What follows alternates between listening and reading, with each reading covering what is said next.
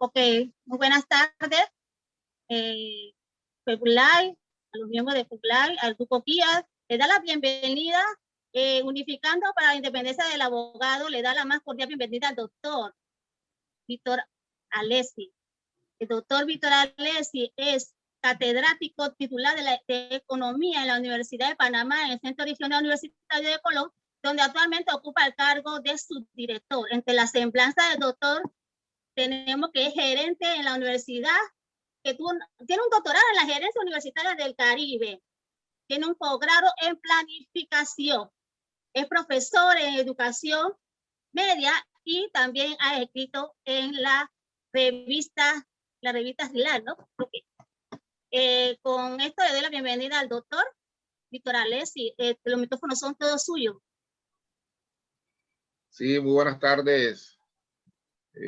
Agradezco la invitación que me hace el Grupo Unificado por la Independencia del Abogado para en este sábado, en esta tarde, compartir con ustedes un conversatorio, que fue lo que se me indicó, un conversatorio para intercambiar algunos conocimientos y alguna información en relación a un tema de importancia y de actualidad, como lo es esto de la institucionalidad, la pandemia y un poco lo que significa esto para la economía y sobre todo para la reactivación de la economía nacional.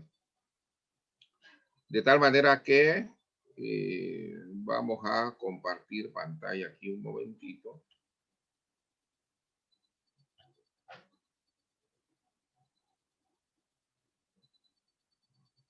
Okay.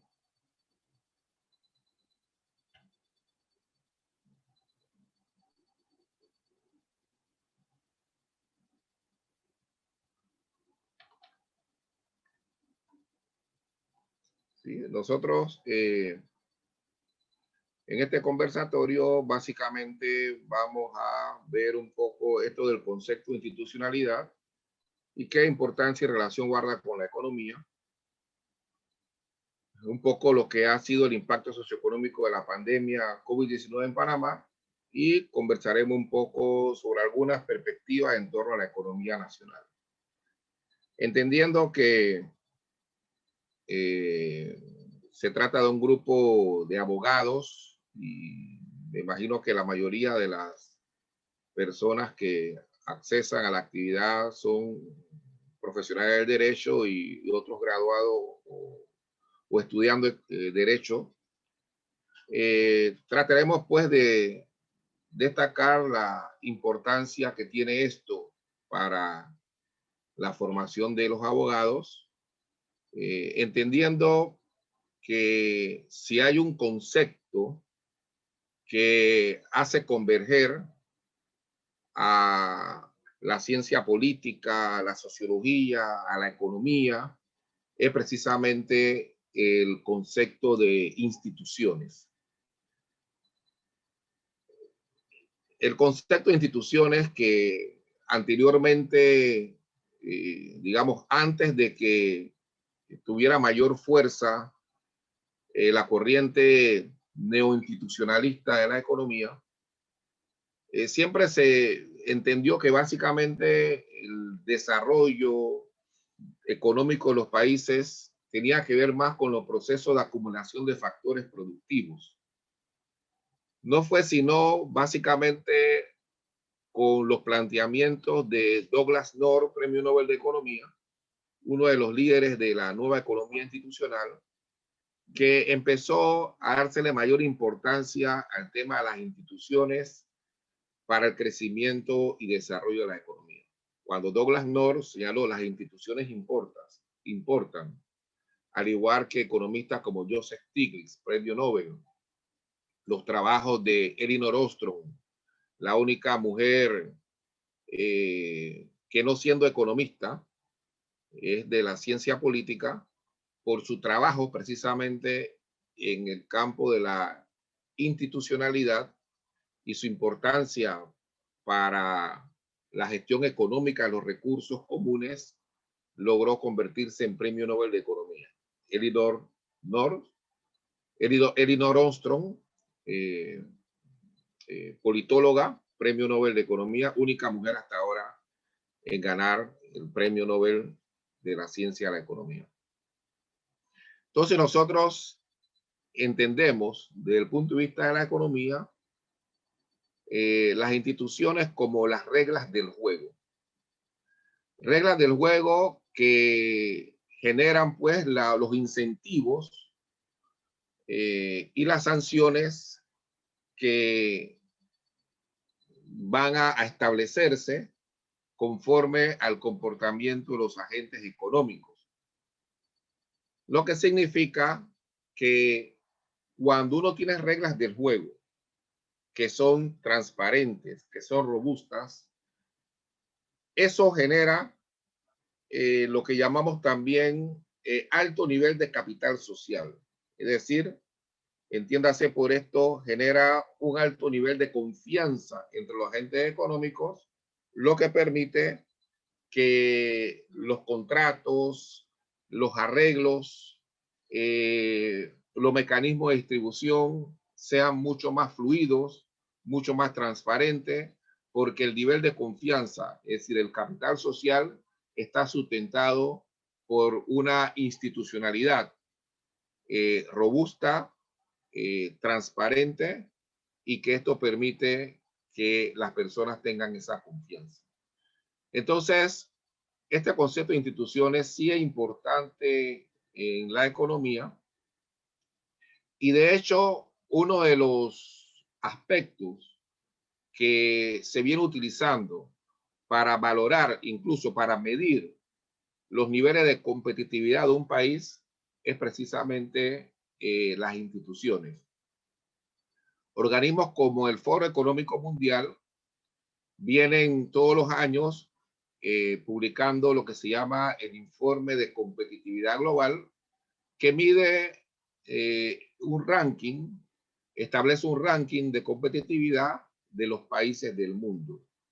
Por ejemplo, aquí vemos el último informe donde se estableció el ranking de competitividad global fue el de 2019, porque en el 2020, en diciembre de 2020, se hizo un informe especial que tenía que ver básicamente con las condiciones de los países para la reactivación de la economía a raíz de la pandemia COVID-19.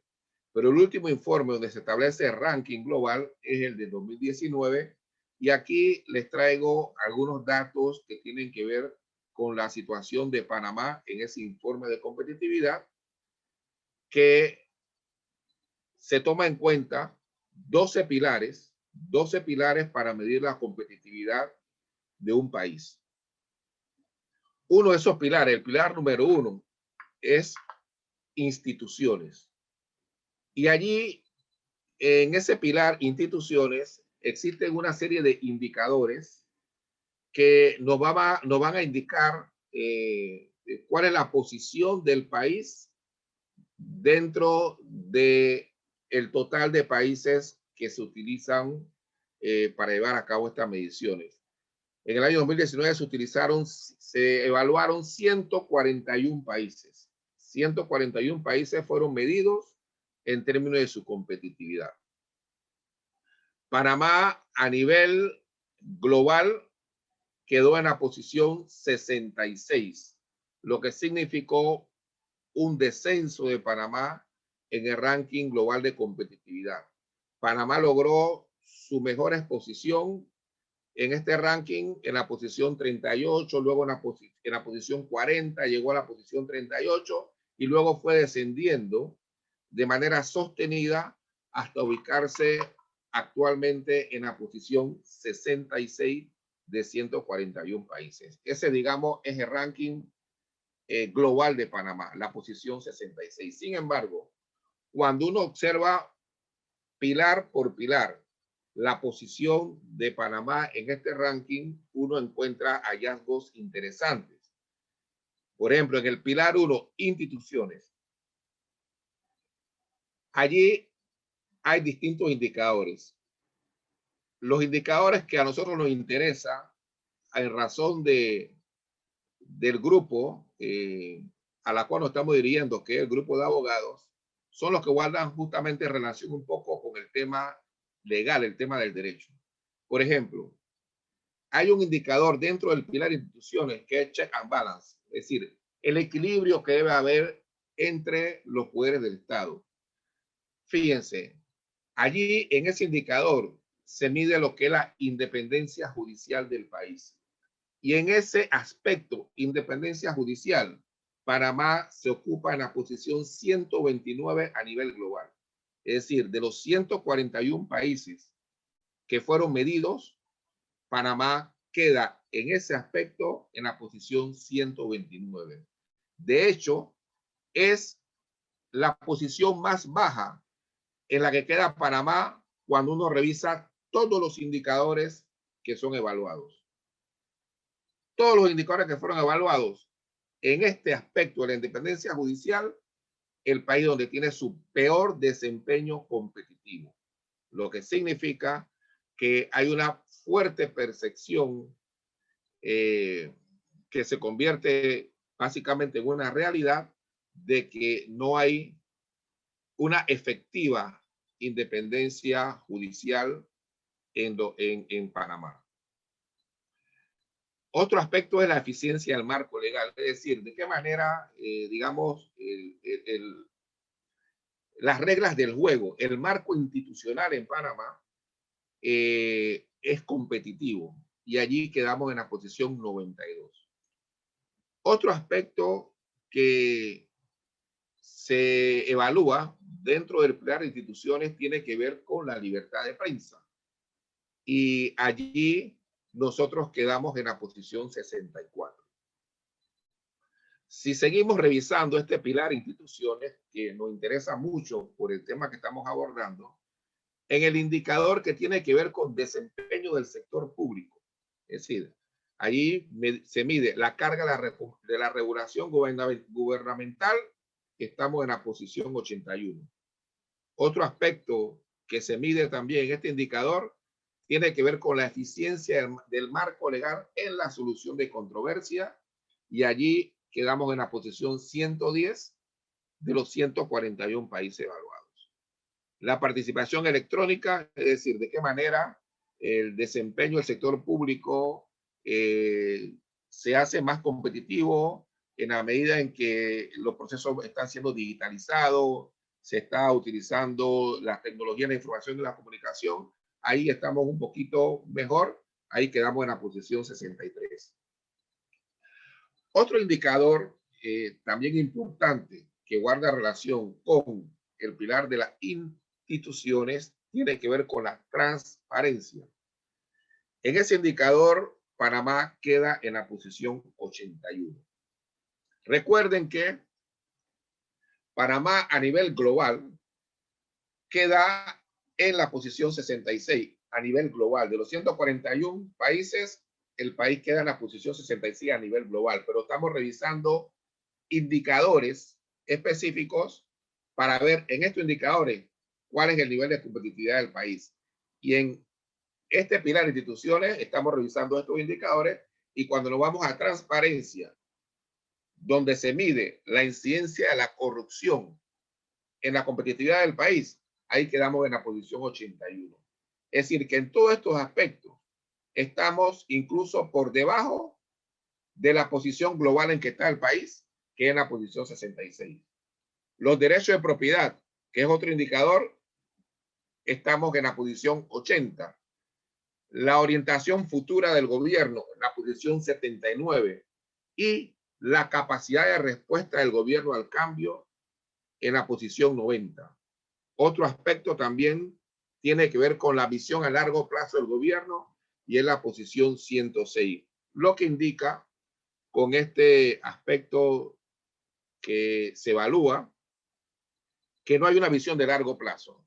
Eso implica que hay ausencia de política de Estado en temas importantes del país, temas como la educación, la salud, que son temas que deben de haber políticas de Estado, es decir, políticas de largo plazo y no políticas coyunturales que cada 5 años, cuando cambia el gobierno tras las elecciones nacionales, cada partido que llega al poder, entonces implementa su propia estrategia, incluso muchos de los avances que se pudieron haber logrado en el periodo anterior quedan estancados porque no hay continuidad. Es decir, nosotros necesitamos, y los indicadores aquí lo reflejan, tener una visión a largo plazo como país. Entonces, estos indicadores y sobre todo de las instituciones es fundamental porque el papel de las instituciones, no solamente desde el punto de vista, bueno, del derecho, de la ciencia política, sino también desde el punto de vista de la economía, porque en la medida en que las instituciones son fuertes, son transparentes, generan condiciones favorables para que, repito, aumente el capital social y por tanto las organizaciones y los individuos que son los jugadores en los mercados puedan invertir, se pueda generar incentivos a la inversión y eso pueda generar crecimiento con empleo y sostenibilidad para el desarrollo.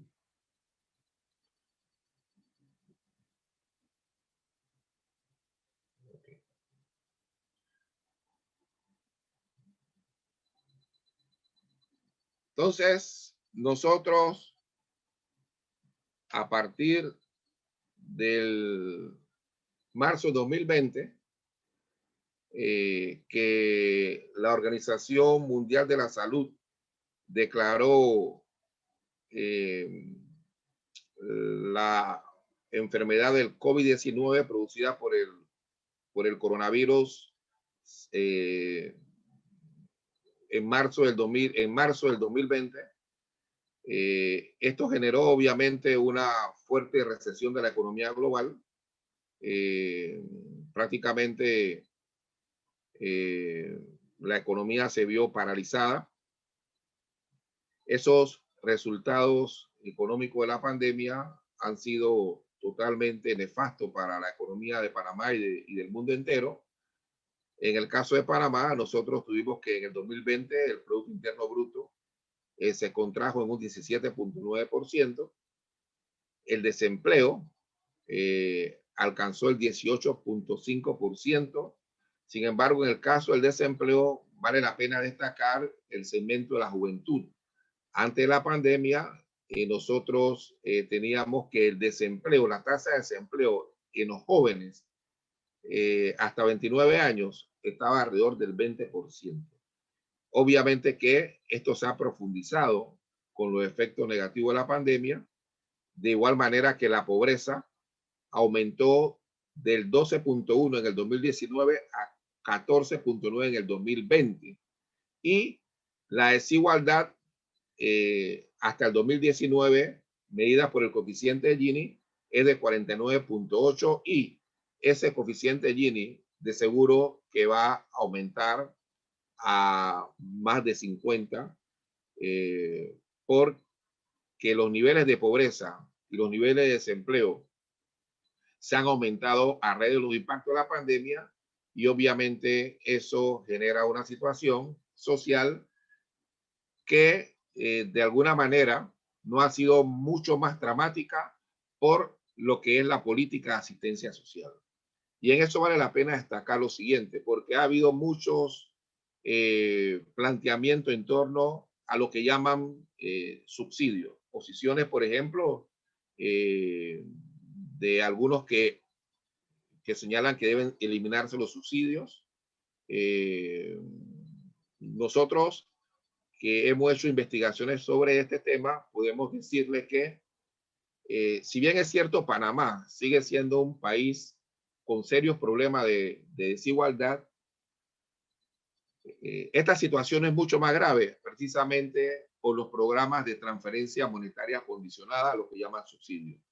Si nosotros revisamos el comportamiento de la pobreza en el país, nosotros podemos darnos cuenta que es a partir del 2006 cuando en el gobierno del presidente Torrijos se replantea la política social, se crea el Ministerio de Desarrollo Social y se implementa lo que es el programa Red de Oportunidades, es a partir de allí que la pobreza empieza a disminuir en el país. De igual manera, el coeficiente Gini, que es un indicador que utilizamos los economistas para medir la desigualdad de los ingresos en el país. El coeficiente Gini, en la medida en que más se acerca a 1, va de 0 a 1. Entre más se acerca a 1, el país es más desigual. Entre más se aleja de 1, el país entonces es menos desigual. El coeficiente Gini llegó incluso a 0.55, ¿verdad? Y cuando se empiezan a implementar estos programas de transferencia monetaria, lo que llaman los subsidios, esto tiene un impacto en la disminución de la desigualdad. Y el coeficiente de Gini empezó a disminuir y llegó a 0.48, ¿verdad? Es decir, que los resultados y las estadísticas oficiales dan muestra de que la política de asistencia social ha sido un muro de contención para que este país no haya una mayor profundización de la pobreza y la desigualdad. Y la pandemia COVID-19 es una evidente muestra de que sin estos programas de ayuda social, el plan solidario y el conjunto de programas de asistencia social que se tienen, la situación de nuestro país en términos sociales y económicos sería mucho más trágica. Esto significa que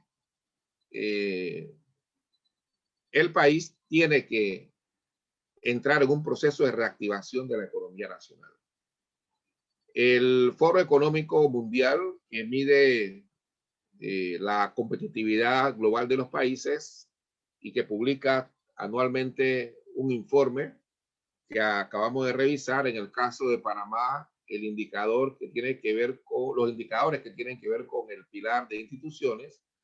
En el diciembre de 2020 presentó un informe donde señala algunos aspectos importantes para la recuperación y la transformación de los sistemas económicos a fin de que sean más productivos, sostenibles e inclusivos.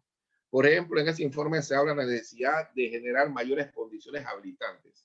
Y aquí es importante justamente el tema de la institucionalidad. Solo tenemos que crear marcos institucionales que incentiven la inversión, pero que sea un marco institucional que garantice también la transparencia y los límites al poder. Fíjense, uno de los aspectos que resulta de la revisión del pilar de instituciones tiene que ver con la transparencia y la incidencia de la corrupción en esta.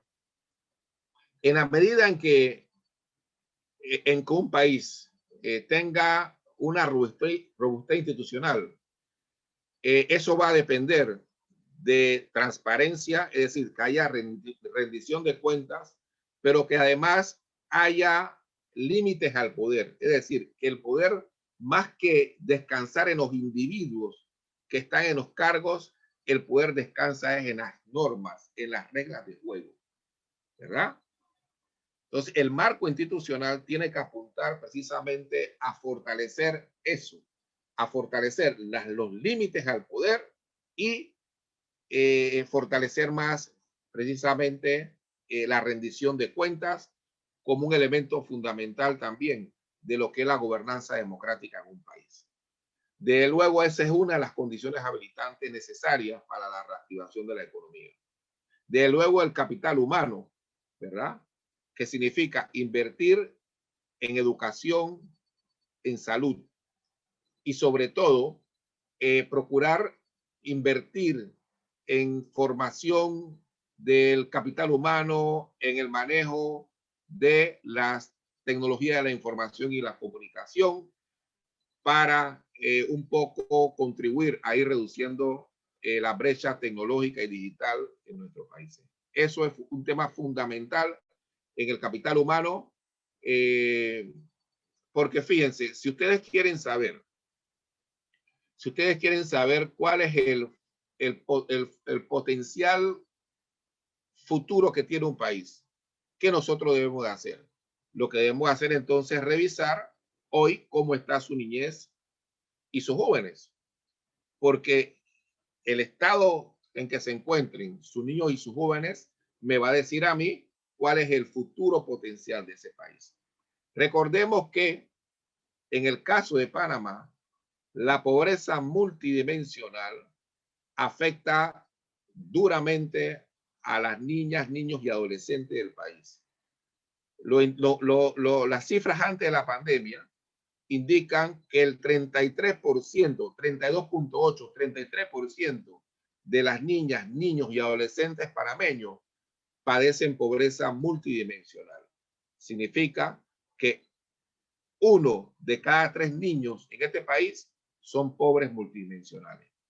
Entonces, eso tiene una repercusión hacia el futuro del país, porque el futuro se construye sobre la base del capital humano con que cuenta ese país. Entonces, tenemos que invertir en la niñez, lo que significa invertir en educación, en salud y en la formación de las habilidades tecnológicas.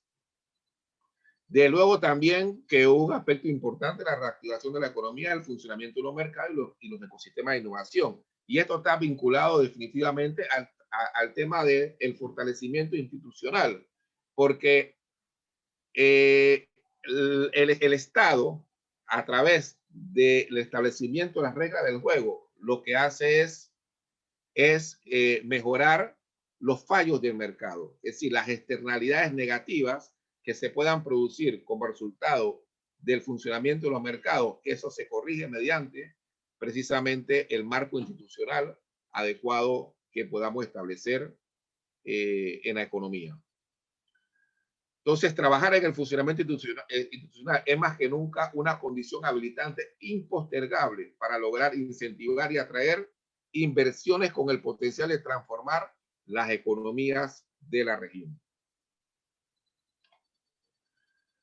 Yo diría, quizá un poco concluyendo para entrar en el conversatorio, y atender las preguntas que puedan hacer ustedes, es que la pandemia nos obliga a repensar el presente y futuro probable y deseable del país, en busca de un camino hacia una sociedad y una economía competitiva de mayor bienestar colectivo con sostenibilidad ambiental.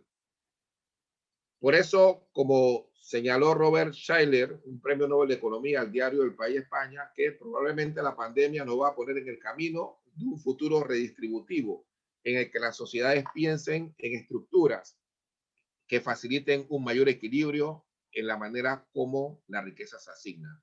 Y para ello es fundamental entonces contar con una institucionalidad robusta, lo que significa que se garantice los procesos de transparencia y los límites al poder, para que haya una efectiva separación de los poderes y que haya precisamente esos límites al poder, que significa que el poder va a descansar en el marco institucional y no tanto en el individuo, porque eso entonces se convierte en una fuente de autoritarismo, de anarquía, de tiranía, y nosotros lo que necesitamos precisamente es un país donde se siga profundizando la democracia participativa, se siga profundizando los procesos de participación ciudadana en el marco de una economía competitiva, pero donde la solidaridad juega un papel fundamental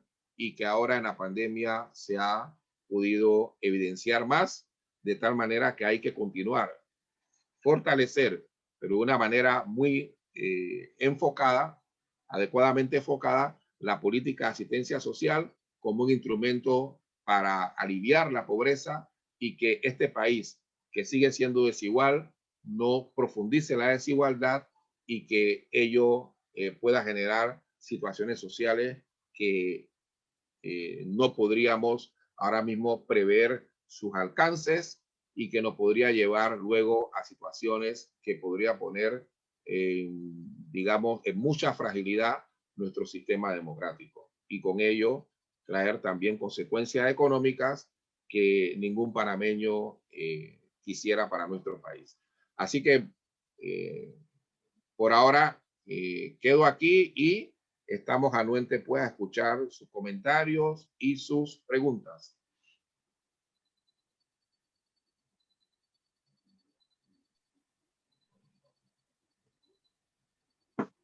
Excelente, doctor. Excelente. Tenemos capítulo de Filipe presente. Le manda muchos saludos. Buenas tardes, doctor. Capítulo de Boca del Toro. Esta tarde la gente le está mandando saludos. Doctor, yo tengo una curiosidad. Yo escuché el año pasado, ¿cómo se llama? De Iberoamérica, decían que por obligación tuvieron que hacer, forzar a la gente a que se encerrara. Entonces, yo personalmente me pregunto si era necesario que se encerraran a las personas durante el tiempo de la pandemia y qué tanto afectó la economía, tanto afectó la economía a ciertos niveles. Sí, recordemos que sobre todo la mayoría de las empresas son micro y pequeñas empresas. Más del 80% de los negocios son micro y pequeñas empresas y ese fue un sector duramente golpeado. La cuarentena realmente se convierte en lo que llamamos un bien público. Es decir, aquello que el uso del bien no afecta la posibilidad de que otro lo pueda utilizar. Entonces, yo diría que la cuarentena sí era necesaria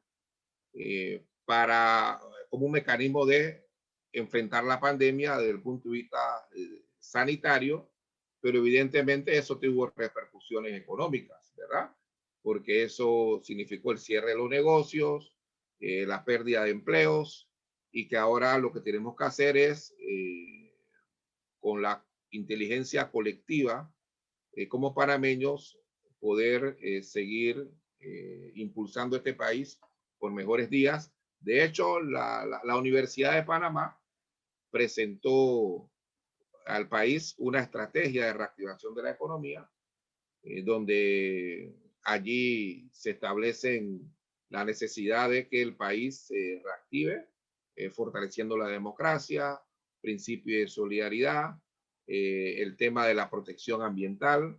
Sí, la Universidad de Panamá en este proceso hay que destacar que ha sido una de las pocas instituciones que ha estado realmente contribuyendo de manera significativa a la orientación de la gestión de la pandemia. De hecho, incluso también la Universidad de Panamá estará presentando una propuesta para encarar el tema de la caja del Seguro Social.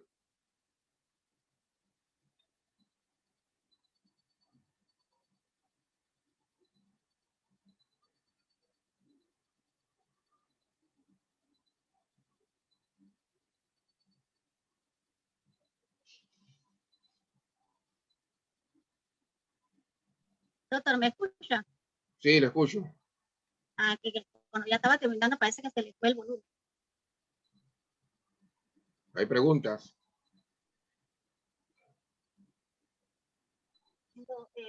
Saludos. Buenas tardes, de parte del doctor Walter Guerra de Chiriquí. Saludos, doctor Guerra. El señor Castillo Antonio, que le manda saludos también. Bueno, no tenemos muchas preguntas, no sé. ¿Usted no quiere dar otras palabras más, doctor? A mí me parece muy interesante los temas que a usted le dieron, ahora que se está peleando en la constitucionalidad, que quieren hacer algunos cambios. Así que imagino que ahí la economía es lo que se tiene que ver primordial. La institución, o sea, los cambios que se vayan a hacer tienen que tomar en cuenta estos dos aspectos fundamentales. Fortalecer lo que es la rendición de cuentas, es decir, la transparencia. Que recordemos que estos son aspectos que afectan el desempeño competitivo del país y que está reflejado en los informes de competitividad global del Foro Económico Mundial.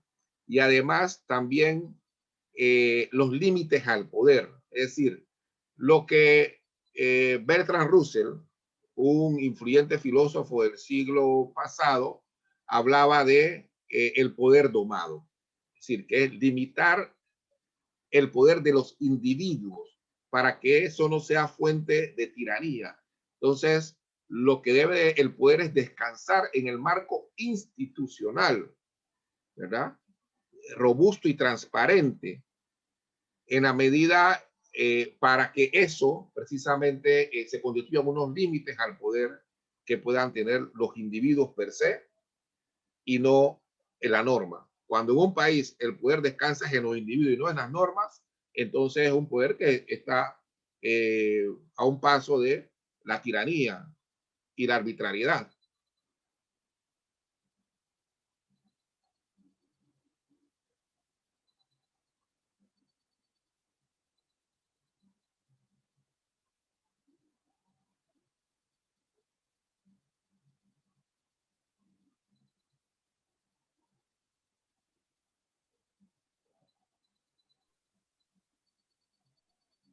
Doctora, ya la última parte no se escuchaba, no sé por qué se le decía la última, pero eh, bueno, no tenemos más preguntas. La señora María Cáceres le manda bendiciones. El doctor Alexis ha hecho varias investigaciones en la registrada de la Universidad de Panamá. Ha hecho publicaciones en la revista Indesata. Es columnista por más de 30 años. Es ponente, ha hecho ponencia en el Congreso Científico y monografía y ensayo. Profesor Alexis, no, si no puede, con esta terminamos la tarde y si usted puede dar algunas palabras a todos los que están escuchándolo en Febula, el grupo guía, para usted una palabra de despedida, doctor. Muchas gracias al grupo guía por la invitación y estamos siempre a disposición de contribuir modestamente a las solicitudes que tengan a bien en esta labor pues de docencia que nosotros llevamos desde el Centro Regional Universitario de Colón, donde actualmente somos su director y somos docentes de la Facultad de Economía, de tal manera que ejercemos la docencia, la investigación y la extensión de nuestro orgulloso Centro Regional Universitario de Colón, que es la casa de estudios superiores que constituye la esperanza de nuestros jóvenes, nuestros miles de jóvenes con limitaciones económicas, pero que cuentan con un Centro Regional Universitario de Colón que le da la posibilidad de poder tener esperanza, de poder cambiar sus vidas a mejores días a través de la educación superior. Así que muchas gracias y buenas tardes. Que Dios me lo bendiga.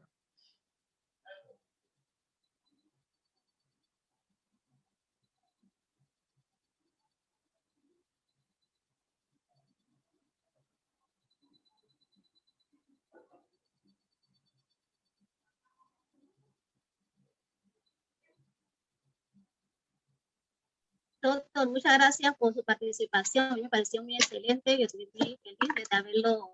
Es mi primera vez, ¿no? Que hago esto y estoy muy orgullosa que me haya tocado a usted y le disculpo la tardanza y que pase un feliz fin de semana, ¿no? Muchas gracias. Son muchos sus charlas. Muchas gracias.